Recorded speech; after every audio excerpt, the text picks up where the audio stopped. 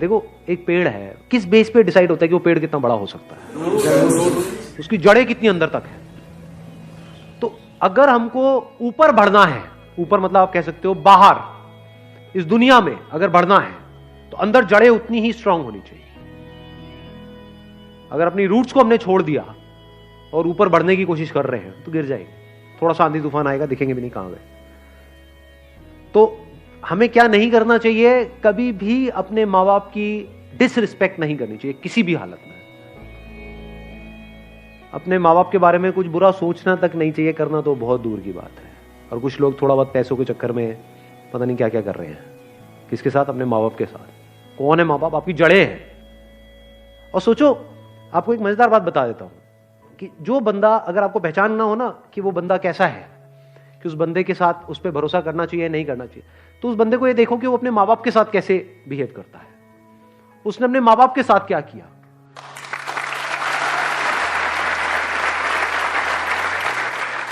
क्योंकि जो बंदा अपने माँ बाप का सगा नहीं हुआ, अपने भाई बहन का सगा नहीं हुआ, वो किसका सगा होगा?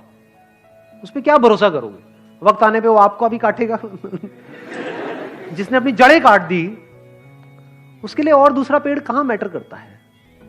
आप तो दूसरे हो ना। जिसने अपने को नहीं छोड़ा वो आपको क्या छोड़ेगा? तो इसको हमेशा याद रखना है। हैविंग सेड दैट, इसका मतलब ये नहीं है कि आप उनकी हर बात से एग्री करो।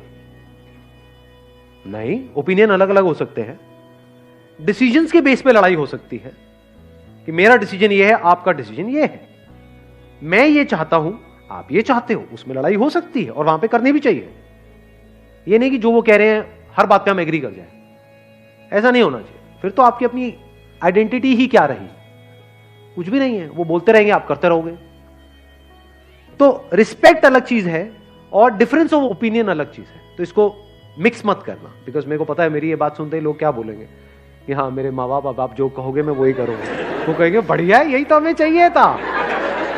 ऐसे ही तो चाहिए हमें कि बेटा चल अब तुझे ये करना है, तुझे ये करना है, तुझे ये करना है, इतने बजे उठना है, इतने बजे सोना है, इतने बजे यहां जाना है, वहां जाना है, ये होगा वो होगा, ये सारा कुछ।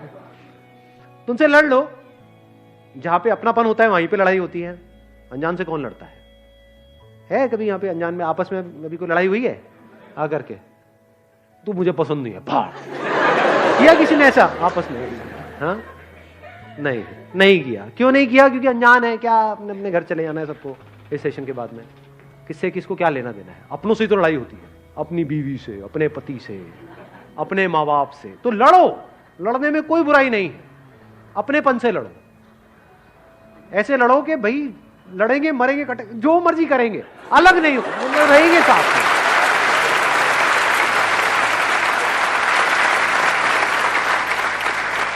इसको इस तरह से भी कह सकते हो, आपस में लड़ेंगे, बाहर का कोई आएगा तो फिर हम एक हो जाएंगे, फिर नहीं छोड़ेंगे। या एक्चुअल में अगर कोई मुश्किल आएगी तो हम सब एक हैं। हाँ, आपस में हमारा चलता रहता है थोड़ा बहुत, उसमें कोई बुराई नहीं है। तो जड़ों को याद रखने का मतलब, जड़ों को ना भूलने का मतलब कि कुछ ऐसे लोग हैं आपकी लाइफ में जो आपको अंदर तक पता है कि ये मेरे अपने हैं। कैसे पता है? क्योंकि जब आपकी लाइफ का सबसे खराब टाइम चल रहा था तब भी वो आपके साथ थे, वो आपके अपने हैं, फॉर श्योर आपके अपने हैं। जब खराब टाइम में नहीं छोड़ा तो अच्छे टाइम में क्या छोड़ेंगे?